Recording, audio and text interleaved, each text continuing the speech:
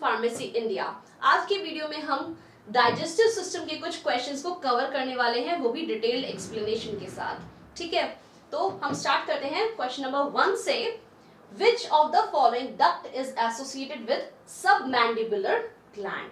ठीक है, अब ये जो सबमैंडिबुलर ग्लैंड है, इनमें से कौन सी डक्ट उससे एसोसिएटेड है? Options are Stensen's duct, Wharton's duct, Bartholin's duct and the duct of Rivenance। ठीक है, तो इनमें से कौन सी डक्ट एसोसिएटेड है विद सबमैंडिबुलर ग्लैंड? अब ये सबमैंडिबुलर ग्लैंड होती क्या है, सबसे पहले हम ये देख लेते हैं। तो जो हमारी सलाइवरी ग्लैंड होती है, ठीक है, वो क्या प्रोड्यूस करती है? सलाइवा प्रोड्यूस करती है। कहाँ? माउथ में। और उसके क्या क्या टाइप्स होते हैं? Number 1 is parotid gland, then submandibular, and the third one is sublingual gland। ठीक है, और कुछ माइनर सलाइवरी ग्लैंड्स भी होती हैं। ठीक है, छोटी छोटी सलाइवरी ग्लैंड्स होती है। इसके अलावा तो जो मेजर है वो क्या है? Parotid, sublingual and submandibular gland. तो सबमैंडिबुलर ग्लैंड क्या है? एक सलाइवरी ग्लैंड है। ठीक है, तो हमें बताना है कि कौन सी डक्ट इससे एसोसिएटेड है। अब हम देख लेते हैं डक्ट का फंक्शन क्या होता है। जो हमारी ये ग्लैंड्स होती हैं, ये कुछ ना कुछ सिक्रीट करती हैं। ठीक है, तो वो सिक्रीट करने के लिए इन्हें किस चीज की जरूरत पड़ेगी? डक्ट की जरूरत पड़ेगी। ठीक है, और वो डक्ट्स हर एक के लिए स्पेशल होती हैं। ठीक है, हर एक जो हमारी ग्लैंड है उसके लिए एक स्पेशल डक्ट होती है। तो जो हमारी सबमैंडिबुलर ग्लैंड है उससे कौन सी डक्ट एसोसिएटेड है? वॉर्टन्स duct. So the answer is Wharton's duct। अब हम बाकी को भी देख लेते हैं कि Stenson's duct किससे एसोसिएटेड है। ठीक है, Bartholin's duct किससे एसोसिएटेड है। तो सबसे पहले हम देखते हैं कि ये जो हमारी ग्लैंड्स है ये होती कहाँ पे है। जो पैरोटिड ग्लैंड होती है वो सलाइवरी ग्लैंड्स में सबसे बड़ी ग्लैंड होती है और ये ईयर्स के यहाँ पे होती है। ठीक है, माउथ के अंदर। ठीक है, माउथ के अंदर ही प्रेजेंट होगी क्योंकि सलाइवा कहाँ से क्रिएट होता है? माउथ के अंदर से क्रिएट होता है। तो हमारी तीनों ग्लैंड्स कहाँ प्रेजेंट है? माउथ में प्रेजेंट है। लेकिन कहाँ कहाँ प्रेजेंट है? पैरोटिड ग्लैंड यहाँ पे प्रेजेंट होती है। ठीक है, ईयर्स के यहाँ पे। ठीक है, उसके बाद जो हमारी सबमैंडिबुलर ग्लैंड है, सबमैंडिबुलर ग्लैंड जो है वो जॉ के यानी कि हमारा जो जबड़ा होता है उसके नीचे होती है। ठीक है, और जो हमारी सबलिंगुअल ग्लैंड है वो कहाँ होती है?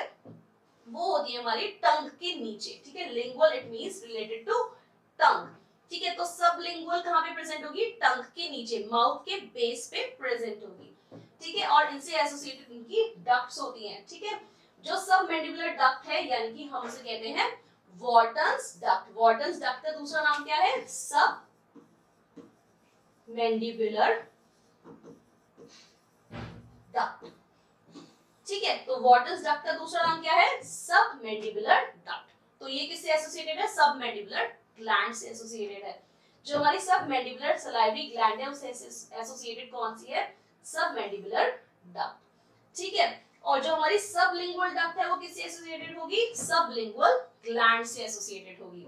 ठीक है, ओके, तो जो हमारी सलाइवरी ग्लैंड है पैरोटिड, वो क्या है? लार्जेस्ट सलाइवरी ग्लैंड है। ठीक है, parotid is the largest salivary gland and submandibular is the second largest salivary gland.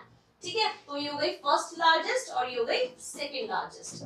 ठीक है, जो सलाइवरी ग्लैंड डक्ट है, ठीक है, कौन सी है? स्टेंसन्स डक्ट। पैरोटिड से कौन सी डक्ट कनेक्टेड है? स्टेंसन्स डक्ट।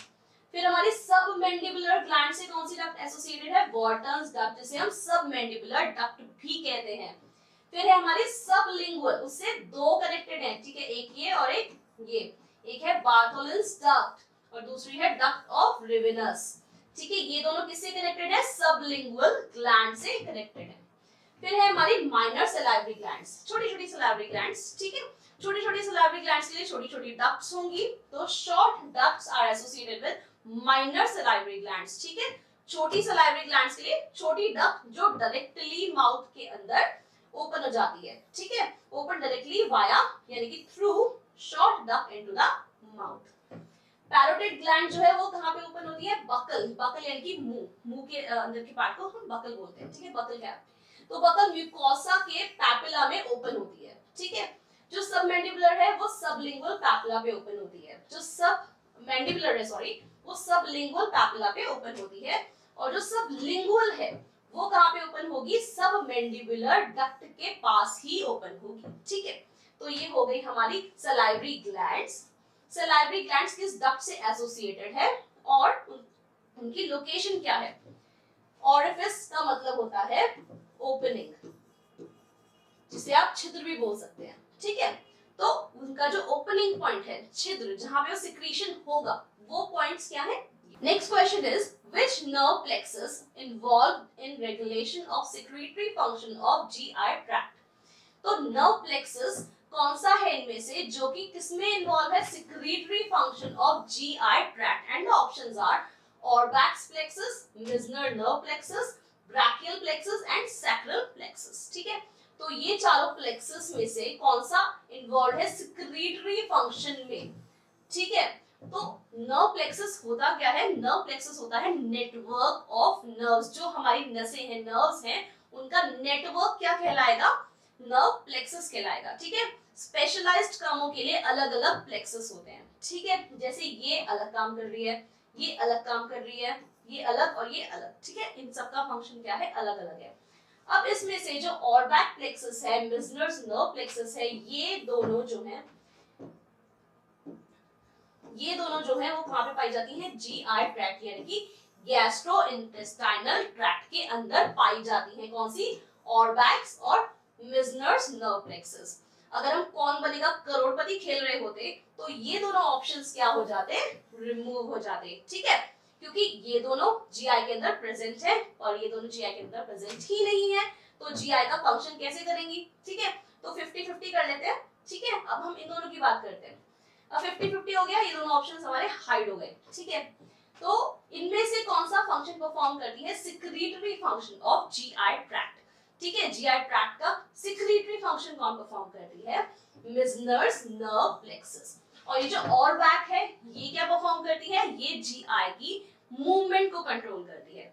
ठीक है, तो ये क्या कंट्रोल करती है, मूवमेंट, और मिजनर्स नर्व प्लेक्सस क्या करती है, सिक्रीटरी फंक्शन को कंट्रोल करती है, किसके, जीआई ट्रैक्ट यानी कि गैस्ट्रोइंटेस्टाइनल ट्रैक्ट के। ठीक है, अब इसकी बात कर लेते हैं। 50-50 तो कर लिया था, लेकिन एग्जाम में तो 50-50 नहीं होगा, आ सकता है, हो सकता है ब्रैकियल पे कोई क्वेश्चन आ जाए, हो सकता है सैक्रल पे कोई क्वेश्चन आ जाए।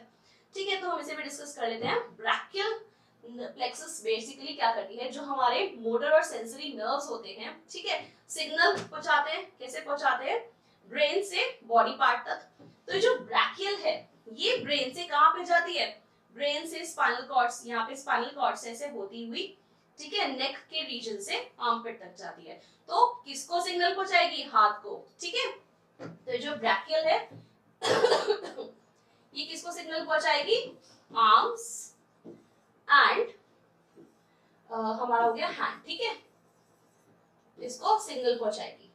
जो हमारी सैक्रल प्लेक्सस है ये किसको सिग्नल पहुंचाती है, to the pelvic area, thigh region, foot region. ठीक है, उसको कौन सिग्नल पहुंचाता है, सैक्रल प्लेक्सस। ठीक है, तो हमें चारों का पता चल गया। एक बार यहाँ पे देख लेते हैं। Orbac plexus also known as a myenteric nerve plexus। ठीक है, एक और क्वेश्चन बन गया, Orbac plexus का दूसरा नाम क्या है, या myenteric nerve plexus का दूसरा नाम क्या है। ठीक है, Orbac plexus कहाँ पे प्रेजेंट होती है, inner circular muscle, outer longitudinal muscle layer. ठीक है, इसका मेजर फंक्शन क्या होता है, रेगुलेट द मूवमेंट। ठीक है, मूवमेंट को कौन रेगुलेट करता है, Orbac। Orbac किसको कंट्रोल करता है, movement of the GI tract. फिर हम बात करें मिजनर्स नर्व प्लेक्सस की, तो वो क्या रेगुलेट करता है, regulation of secretory function of the GI tract. ठीक है, और इसका दूसरा नाम क्या है, सब म्यूकस नर्व प्लेक्सस। ठीक है, हमारे दो और क्वेश्चन यहाँ से बन गए। एक हो गया माइंट्रिक नर्व प्लेक्सस का दूसरा नाम क्या है, या फिर ऑरबैक प्लेक्सस का दूसरा नाम क्या है। ठीक है, फिर दूसरा क्वेश्चन हो गया मिजनर्स नर्व प्लेक्सस। ठीक है, मिजनर्स नर्व प्लेक्सस का दूसरा नाम क्या है, सब म्यूकस नर्व प्लेक्सस। ठीक है, ये सब हमने देख लिया। ये देखो ऑरबैक कहां पे प्रेजेंट है, आउटर और इनर के बीच में प्रेजेंट है।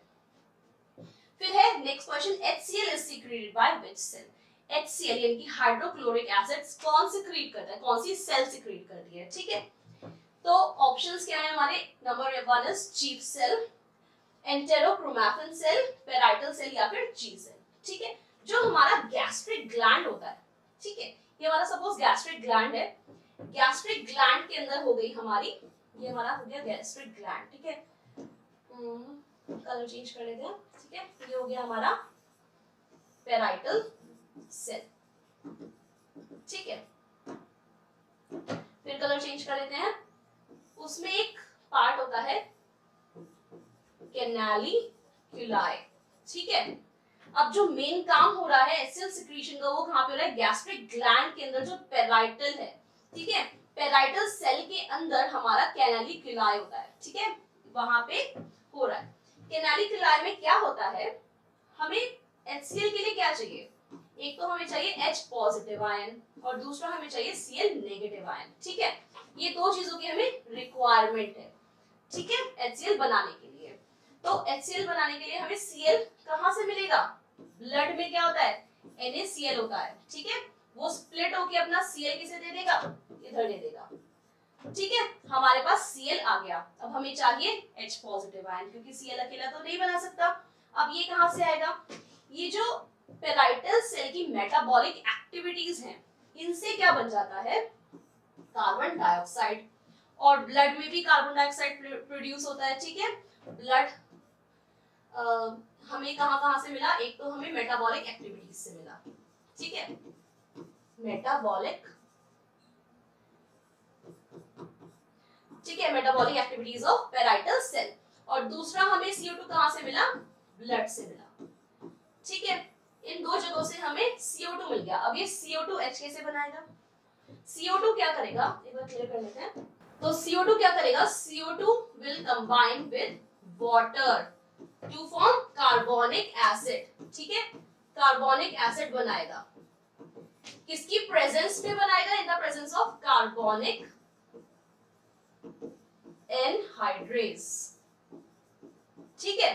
तो हमारा ये CO2 जो हमें कहां से मिला था, एक तो ब्लड से मिला था, दूसरा पेराइटल सेल की मेटाबॉलिक एक्टिविटीज से मिला था, किसके साथ कंबाइन कर जाएगा, वाटर के साथ कंबाइन कर जाएगा, और क्या बनाएगा, carbonic acid in the presence of carbonic anhydrase, ठीक है। कार्बोनिक एनहाइड्रेज की प्रेजेंस में कार्बोनिक एसिड बना दिया। अब ये जो कार्बोनिक एसिड बना है ये स्टेबल कंपाउंड नहीं है, ठीक है, ये क्या है, अनस्टेबल कंपाउंड है। ये क्या करेगा, ये दो चीजें बनाएगा, एक जो हमें हाइड्रोजन आयन चाहिए और दूसरा, ठीक है, कार्बोनेट आयन, ये दो आयन्स बना देगा, एक तो हाइड्रोजन और दूसरा हाइड्रोजन कार्बोनेट। अब हम दोबारा से पहुंच जाते हैं अपने पेराइटल सेल पे, ठीक है। पेराइटल सेल के अंदर क्या था, कैनालिक्यूलाई, ठीक है, कैनालिक्यूलाई के अंदर हमें Cl तो मिल गया था, अब हमें क्या चाहिए, H, ठीक है। तो ये क्या बना देगा, HCl। तो HCl कहां पे सिक्रीट हुआ, in the parietal cell, HCl is secreted by parietal cell। अब देख लेते हैं बाकी के सेल्स क्या सिक्रीट करते हैं, ठीक है। तो जो चीफ सेल है वो क्या सिक्रीट करती है, पेप्सिनोजेन सिक्रीट करती है, रेनिन, लाइपेज, जिलेटिनेज एंड यूरिएज। ये कौन सिक्रीट करता है, चीफ सेल सिक्रीट करती है। क्या क्या सिक्रीट करती है, पेप्सिनोजेन सिक्रीट करती है, रेनिन सिक्रीट करती है, लाइपेज, यूरिएज एंड जिलेटिनेज, ठीक है।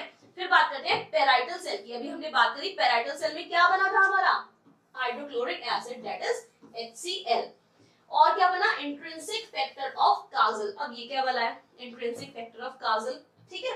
अब हम इसके बारे में देख लेते हैं। देखो हमारे जो ब्लड होता है, ठीक है, ब्लड में क्या होता है, RBC होती है। RBC को मैच्योरेशन के लिए क्या चाहिए, विटामिन B12 चाहिए, ठीक है। अब ये जो विटामिन B12 है ये ब्लड के अंदर रह नहीं सकता, क्यों नहीं रह सकता, क्योंकि इसका जो एनवायरनमेंट है ब्लड का उसे पसंद नहीं है, ठीक है। अब कोई समझाने बुझाने वाला चाहिए इसे, ठीक है। जैसे छोटे छोटे बच्चों को घर में रहना बिल्कुल पसंद नहीं होता, वो बाहर निकल के भागते हैं, ठीक है, और इवन बड़े होने पर भी पसंद नहीं होता। तो उन्हें कोई ना कोई चीज चाहिए, कोई टॉय चाहिए जिससे वो घर में रुक जाए, ठीक है, या फिर कोई समझाने वाला चाहिए कि नहीं बेटा बाहर कोई पकड़ के ले जाएगा, ठीक है।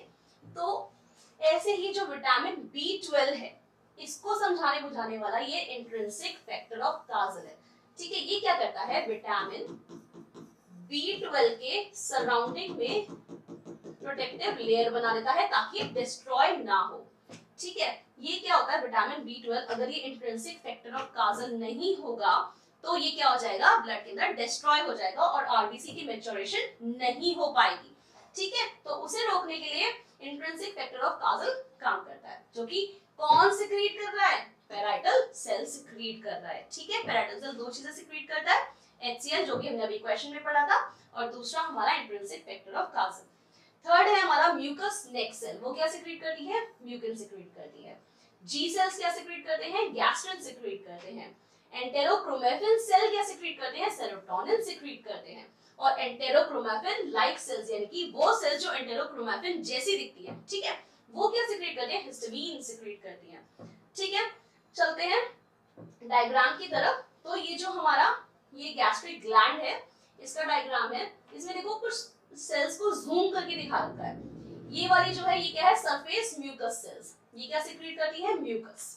ठीक है, जो म्यूकस नेक सेल है वो भी क्या सिक्रीट करेगी, म्यूकस। ठीक है, दोनों म्यूकस सिक्रीट कर रही है। फिर है हमारी ये पेराइटल सेल, पेराइटल सेल क्या सिक्रीट करती है, HCl एंड इंट्रिंसिक फैक्टर जो हमने अभी डिस्कस करा था। फिर ये है चीफ सेल, ये क्या सिक्रीट करती है, पेप्सिनोजन और gastric lipase. Then the last one is G cell, ये क्या सिक्रीट करती है, द हार्मोन गैस्ट्रिन।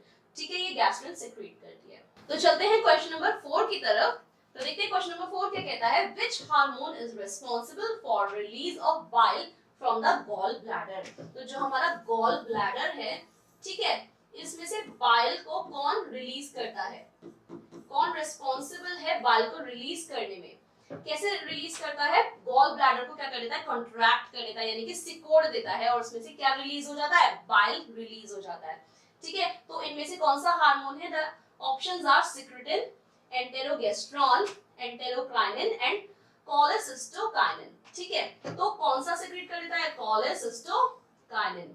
ठीक है, कोलेसिस्टोकाइनिन क्या करता है, गॉल ब्लैडर को कॉन्ट्रैक्ट कर देता है, यानी कि सिकोड़ देता है। ठीक है, और क्या रिलीज होता है, बाइल रिलीज हो जाता है।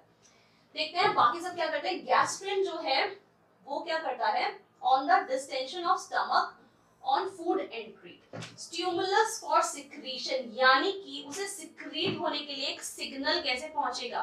ठीक है, उसे कब यहाँ पे जो सिक्रीट करना है कब करना है, जैसे छोटे बच्चे होते हैं वो पढ़ रहे होते हैं, पढ़ के आ रहे होते हैं, वो कॉपी खोल के बस बैठे होते हैं, मम्मी कमरे में आती है और उनकी पढ़ाई शुरू हो जाती है। ठीक है, उससे पहले वो पढ़ नहीं रहे होते हैं, तो मम्मी का एंटर करना और उनका पढ़ना क्या है, मम्मी का एंटर करना है स्टिमुलस। ठीक है, और उससे वो रिस्पॉन्ड कर रहे हैं। ठीक है, तो गैस्ट्रिन को रिस्पॉन्ड करने के लिए कौन सा स्टिमुलस चाहिए, distension of stomach on food entry. हम जब खाना खाते हैं, खाना जब स्टमक के अंदर जाता है तो वो हल्की सी, सपोज ये फ्लैट है तो हल्की सी निकल जाती है। ठीक है, और जब खाना डाइजेस्ट हो जाता है तो वापस फ्लैट हो जाती है। कुछ लोगों की नॉर्मली ऐसे ही होती है, पर उनकी और थोड़ी सी निकल जाती है खाना खाने से। ठीक है, तो उसे हम कहते हैं डिस्टेंशन ऑफ स्टमक, यानी कि स्टमक का थोड़ा सा फूलना। ठीक है, तो जब खाना स्टमक के अंदर एंटर कर रहा है तो डिस्टेंशन ऑफ स्टमक से इसे सिग्नल पहुंच गया, कौन एक्टिवेट हो गया, गैस्ट्रिन एक्टिवेट हो गया कि अब मुझे काम करना है, मम्मी आ गई कमरे में। ठीक है, टारगेट ऑर्गन क्या है, कहां पे काम करेगा, स्टमक के अंदर काम करेगा। ठीक है, क्या काम करेगा, stimulate secretion of gastric juice. तो जो गैस्ट्रिक जूस है उसका सिक्रीशन स्टिमुलेट, यानी कि कौन करता है, ठीक है, स्टिमुलेट करता है, वो कौन करता है, गैस्ट्रिन। फिर दूसरा काम क्या करता है, कंस्ट्रिक्ट्स कार्डियक स्फिंक्टर। अब ये कार्डियक स्फिंक्टर क्या होता है, ये है हमारा ईसोफेगस, ईसोफेगस के नीचे ये है हमारा कार्डियक स्फिंक्टर। ठीक है, ये है ईसोफेगस,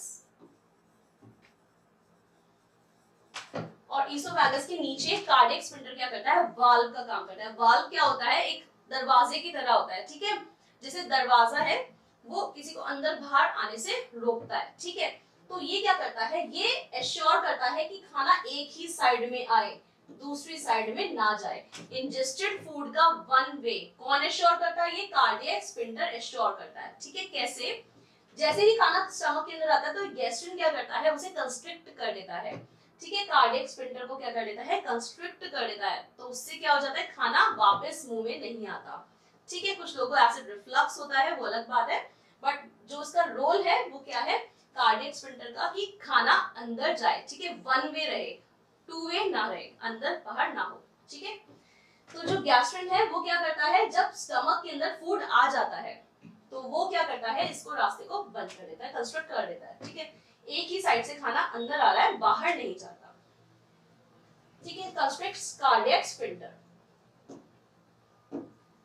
फिर नेक्स्ट है हमारा एंटेरोगेस्ट्रॉन। एंटेरोगेस्ट्रॉन क्या करता है, जब काइम ड्यूडेनम के अंदर एंट्री करता है। काइम क्या है, काइम होता है पार्टली डाइजेस्टेड फूड, जो खाना भी डाइजेस्ट ढंग से नहीं हुआ, थोड़ा थोड़ा डाइजेस्ट हुआ है, पूरा डाइजेस्ट नहीं हुआ, पार्टली डाइजेस्टेड, उसे हम कह लेते हैं काइम। वो ड्यूडेनम के अंदर जब एंटर करता है, ठीक है, तो स्टमक के अंदर ये क्या कर देता है, ये गैस्ट्रिक कॉन्ट्रैक्शन को क्या कर देता है, स्लो कर देता है, टू डिले एम्प्टिंग, जिससे कि पेट हाथ के हाथ खाली ना हो, थोड़ा सा टाइम लगा है खाली होने में, ठीक है।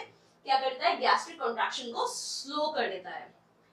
Then stop secretion of gastric juice, और गैस्ट्रिक जूस की सिक्रीशन को स्टॉप कर देता है। अब किसने इनिशिएट करी थी, गैस्ट्रिन ने क्या करा था, गैस्ट्रिक जूस की जो सिक्रीशन थी उसे स्टिमुलेट करा था, ठीक है। और अब उसे बंद कौन कर रहा है, एंटेरोगेस्टेरॉन बंद कर रहा है, ठीक है।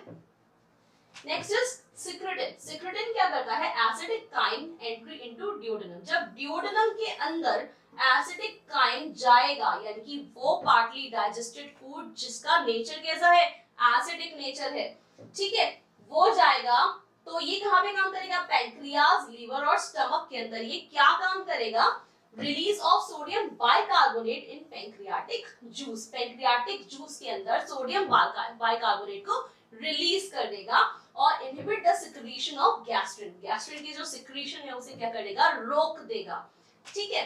फिर है हमारा कोलेसिस्टोकिनिन, जो कि क्या करेगा, जब ड्यूडेनम के अंदर क्या जाएंगे, फैट्स, ठीक है, उसकी जो प्रेजेंस है, यानी कि मम्मी की प्रेजेंस में बच्चे पढ़ रहे हैं, तो वैसे ही ड्यूडेनम के अंदर फैट्स की प्रेजेंस में ये क्या हो जाएगा, एक्टिव हो जाएगा। कोलेसिस्टोकिनिन क्या हो जाएगा, जिसका दूसरा नाम है पैंक्रियोजाइमिन, ये एक्टिव हो जाएगा और कहां पे वर्क करेगा, पैंक्रियाज और गॉल ब्लैडर में। क्या वर्क करेगा, release of enzymes in pancreatic juice. Pancreatic juice के अंदर जो एंजाइम्स है उसको रिलीज कर देगा, ठीक है। Release of bile from gall bladder by stimulating gall bladder's contraction. जो गॉल ब्लैडर है, गॉल ब्लैडर को क्या कर देगा, कॉन्ट्रैक्ट कर देगा, यानी कि सिकोड़ देगा। उसके सिकोड़ने से क्या होगा, उसमें से बाइल रिलीज होगा। तो ये काम कौन करता है, कोलेसिस्टोकिनिन करता है, ठीक है। फिर है एंटेरोक्राइनिन। वो क्या करता है, जब इंटेस्टाइन के अंदर एसिडिक काइम जाता है, इंटेस्टाइन के अंदर एसिडिक काइम जाएगा, तो ये इंटेस्टाइन के अंदर क्या करेगा, release of enzymes from Lieberkuhn crypts. अब ये लिबर्गन क्रिप्ट्स क्या होते हैं, तो जो हमारा स्मॉल इंटेस्टाइन होते हैं उसमें ऐसे स्ट्रक्चर होते हैं, ठीक है, उनको हम बोलते हैं विली।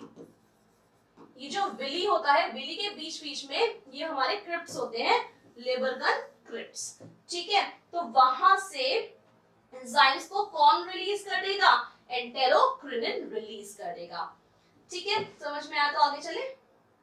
नेक्स्ट क्वेश्चन है हमारा, match the following body part with the pH. अब हमारी बॉडी के अंदर पीएच मेंटेन रहना बहुत जरूरी है, ठीक है। तो अगर बॉडी का पीएच मेंटेन नहीं रहेगा तो हमारी बॉडी के अंदर प्रॉब्लम्स आनी स्टार्ट हो जाएंगी। हम लोग क्या करते हैं, हम लोग जंक फूड खाते हैं, कोल्ड ड्रिंक्स पीते हैं, ये भी नहीं सोचते कि हमारी बॉडी को कितना हार्म कर रहा है।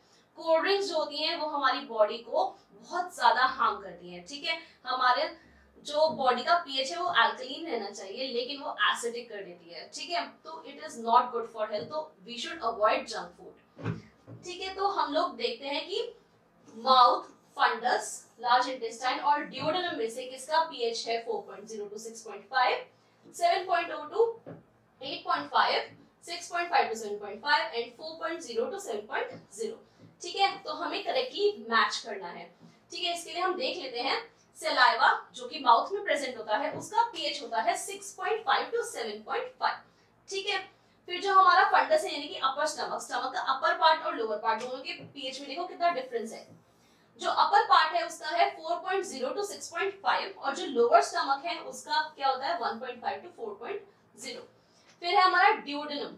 ड्यूडेनम का जो हमारा पीएच है वो है 7.0 to 8.5 और फाइनली द लार्ज इंटेस्टाइन उसका है 4.0 to 7.0, ठीक है। तो माउथ का क्या था हमारा 6.5 to 7.5, ठीक है।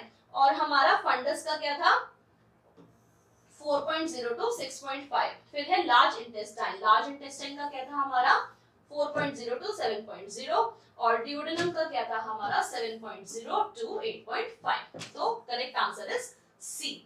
ठीक है, नेक्स्ट है all of these enzymes are present in pancreas except. अब ये जब एक्सेप्ट वर्ड आ जाता है तो हमें एक्स्ट्रा फोकस की जरूरत है।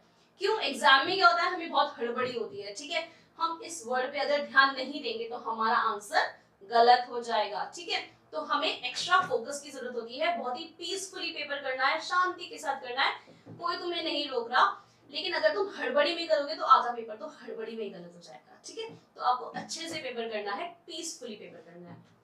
तो जो हमारे एंजाइम्स हैं पेंक्रियाज के अंदर, इनमें से कौन से प्रेजेंट हैं और कौन सा प्रेजेंट नहीं है, बेसिकली हमें क्या बताना है, एक्सेप्ट यानी कि कौन सा प्रेजेंट नहीं है। And the options are trypsin, pepsin, elastase and colipase. ठीक है, तो पेंक्रियाज में क्या क्या प्रेजेंट होता है, ट्रिप्सिन प्रेजेंट होता है, इलास्टेज प्रेजेंट होता है और कॉलीपेज प्रेजेंट होता है।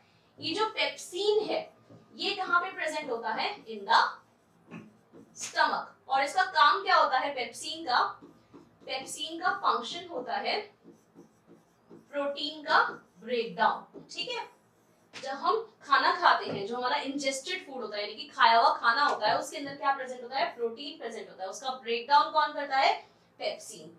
ठीक है, और बाकी सब कहां प्रेजेंट होते हैं, पेंक्रियाज के अंदर प्रेजेंट होते हैं। ठीक है, तो trypsin, elastase and colipase they are present in pancreas.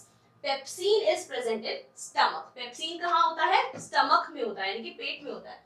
ठीक है, बाकी ये तीनों किसमें होते हैं, पेंक्रियाज में। तो हमारे क्वेश्चन का क्या आंसर आया, पेप्सिन।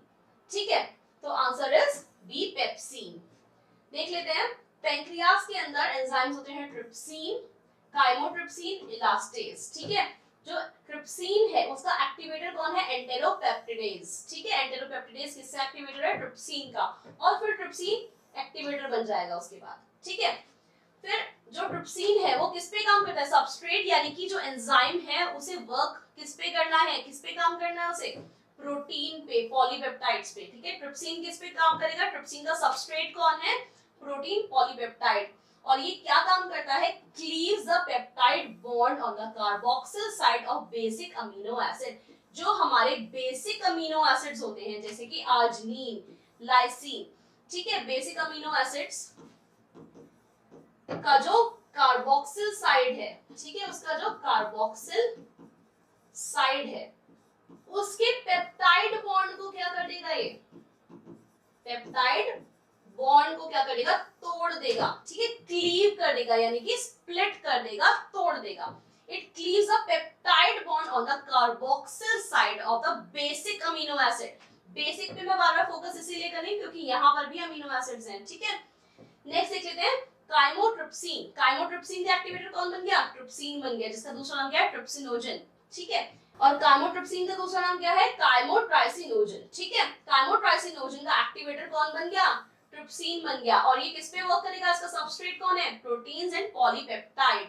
और ये क्या क्लीव करेगा, क्या स्प्लिट करेगा, peptide bond on the carboxyl side of aromatic amino acids. अभी हमने पढ़ा था बेसिक अमीनो एसिड्स, अब आ गया एरोमेटिक अमीनो एसिड जैसे कि टायरोसिन। ठीक है,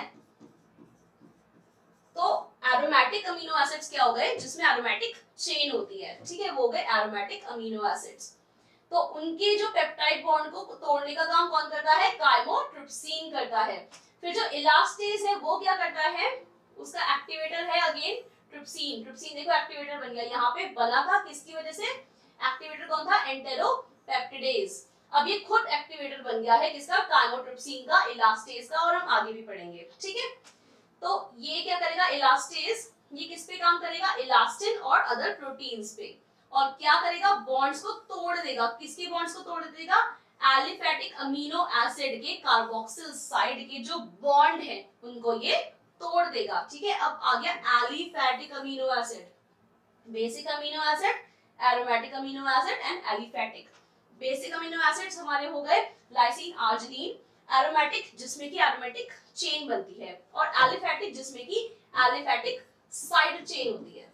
ठीक है, फिर है हमारा कार्बोक्सीपेप्टिडेज ए, जिसका दूसरा नाम है प्रोकार्बोक्सीपेप्सिडेज। उसका भी देखो एक्टिवेटर कौन है, ट्रिप्सिन, और कॉलीपेज का एक्टिवेटर भी कौन है, ट्रिप्सिन। ठीक है, कार्बोक्सी पेप्टिडेज ए क्या करेगा, ये प्रोटीन्स और पॉलीपेप्टाइड्स पे वर्क करेगा। ये क्या है, सबस्ट्रेट है, ठीक है, और क्या काम करेगा, cleaves the carboxy terminal amino acid. अभी कार्बोक्सी टर्मिनल एसिड को क्लीव कर देगा, तोड़ देगा, ठीक है, स्प्लिट कर देगा, स्प्लिट दैट हैव एरोमेटिक और ब्रांच, जो कि क्या होते हैं, एरोमेटिक होते हैं या फिर ब्रांच्ड होते हैं। फिर है हमारा कॉलीपेज। कॉलीपेज किस पे काम करता है, फैट ड्रॉपलेट्स पे काम करता है, और क्या करता है, facilitates the exposure of active site of pancreatic lipase. ठीक है, ये हमारा ऑप्शन में था। ये क्या करता है, facilitate the exposure of active site of pancreatic lipase, यानी कि पैंक्रियाटिक लाइपेज है और ये उसकी एक्टिव साइट है। सपोज ये छुपी हुई है, ठीक है, तुम सपोज क्लास में बैठे हो और छुप गए हो, तुमने कोई शैतानी कर दी, ठीक है, अब तुम्हारे आसपास ना तुम्हारे फ्रेंड्स खड़े हुए हैं, अब मैम कहेंगी हट जाओ नहीं तो पिटोगे, तो वो हट जाएंगे और तुम क्या हो जाओगे, एक्सपोज हो जाओगे, ठीक है। तो ये एक्टिव साइट क्या हो गई, एक्सपोजर यानी कि एक्सपोज होना, ठीक है, सामने आना। एक्टिव साइट को वर्क करने के लिए क्या चाहिए, एक्सपोजर चाहिए, ठीक है, सामने आएगी तभी काम कर पाएगी, ठीक है। तो जो कॉलीपेज है वो क्या करता है, facilitate the exposure of active site of pancreatic lipase, ठीक है। अब जो पैंक्रियाटिक लाइपेज है ये क्या करता है, ट्राइग्लिसराइड से मोनोग्लिसराइड और फैटी एसिड बनाता है, और ये जो स्टार्च है इससे क्या बनाता है, सैलाइवरी एमाइलेज, ठीक है। Next is Kupffer cell eat up the dead cells and bacteria by phagocytosis present in. अब ये जो कफर सेल्स हैं ये क्या होते हैं, ये बहुत ही भुक्कड़ टाइप के सेल्स होते हैं, ठीक है। ये क्या करते हैं, ये चीजों को खा जाते हैं, बड़ी चीजों को, छोटी चीजों को, हर चीज को खा जाते हैं। तो ये जो कफर सेल्स होते हैं ये क्या काम करते हैं, खाने का। क्या खाने का, जो हमारा डेड सेल है, ठीक है, जिसकी जरूरत नहीं है, हमें डेड सेल की जरूरत नहीं है, ये क्या करेगा, उसे खा जाएगा। या फिर हमारी फॉरेन बॉडीज जैसे कि बैक्टीरिया हो गया, ठीक है, इनको क्या करता है, ये सपोज ये ऐसे सेल है और ये है फॉरेन बॉडीज, ठीक है, इसको खा जाएगा। इस खाने के प्रोसेस को क्या कहते हैं, फैगोसाइटोसिस कहते हैं, और इसीलिए कफर सेल को क्या कहते हैं, फैगोसाइटोसाइट्स, ठीक है। कफर सेल्स को हम क्या कहते हैं, फैगोसाइटोसाइट्स। और इस प्रोसेस को, जिस प्रोसेस से खाना खाता है, यानी कि ये डेड सेल्स या फॉरेन बॉडीज को, यानी कि बैक्टीरिया को खा जाता है, इस प्रोसेस को क्या कहते हैं, फैगोसाइटोसिस। अब ये पूछ रहे हैं कि ये कहां पे प्रेजेंट होता है। Number A is kidney, B liver, C small intestine या फिर डी स्टमक। इनमें से किसमें प्रेजेंट होता है, ठीक है। तो मेरे प्यारे बच्चों, तो हम देखेंगे किसमें प्रेजेंट होता है, ये प्रेजेंट होता है लीवर के अंदर, ठीक है। कफर सेल्स जो कि बहुत ही भुक्कड़ सेल्स हैं, ठीक है, वो किसमें प्रेजेंट होते हैं, लीवर के अंदर प्रेजेंट होते हैं। देखो कफर सेल्स क्या होते हैं, they act as phagocytocytes which eat up the dead cell, ठीक है, किसको खा जाते हैं, डेड सेल को खा जाते हैं और बैक्टीरिया को खा जाते हैं। कैसे खा जाते हैं, बाय फैगोसाइटोसिस, जो कि एक प्रोसेस का नाम है, ठीक है। तो देखो लीवर दिख रहा है तुम्हें, लीवर के अंदर ये कफर सेल्स प्रेजेंट है। तो यही हमारा क्वेश्चन था कि Kupffer cells eat up dead cells and bacteria bye phagocytosis present in, ठीक है। प्रेजेंट हमें बताना था कि किसमें प्रेजेंट होता है, तो किसमें होता है, लीवर में प्रेजेंट होता है। Next is which of the following enzyme of gastric juice convert starch to maltose, ठीक है। गैस्ट्रिक जूस का कौन सा ऐसा एंजाइम है, ये जो एंजाइम्स हैं इनमें से कौन सा है जो रिस्पांसिबल है स्टार्च को माल्टोज में कन्वर्ट करने में। स्टार्च का क्या कर देते हैं, हाइड्रोलिसिस कर देते हैं, ठीक है, और क्या बना देते हैं, माल्टोज बना देते हैं। तो स्टार्च का हाइड्रोलिसिस करके माल्टोज कौन बनाता है, अमाइलेज बनाता है, ठीक है। तो इनमें से कौन सा है जो स्टार्च को माल्टोज में कन्वर्ट कर देता है हाइड्रोलिसिस करके, दैट इज अमाइलेज, ठीक है, अमाइलेज इज द आंसर। फिर है digestive enzyme of gastric juices, हम बाकी की भी बात कर लेते हैं। पेप्सिन क्या करता है, पेप्सिन का एक्टिवेटर कौन है, हाइड्रोक्लोरिक एसिड HCl, ठीक है, और इसका सबस्ट्रेट यानी कि किस पे काम करता है, प्रोटीन्स। प्रोटीन से क्या बना देता है, ये प्रोटीएज बना देता है, प्रोटियोसिस बना देता है, पेप्टोन्स बना देता है और पॉलीपेप्टाइड्स बना देता है, ठीक है। तो पेप्सिन क्या करता है, प्रोटीन से प्रोटियोसिस, पेप्टोन्स और पॉलीपेप्टाइड बना देता है, ठीक है। कौन बनाता है, पेप्सिन।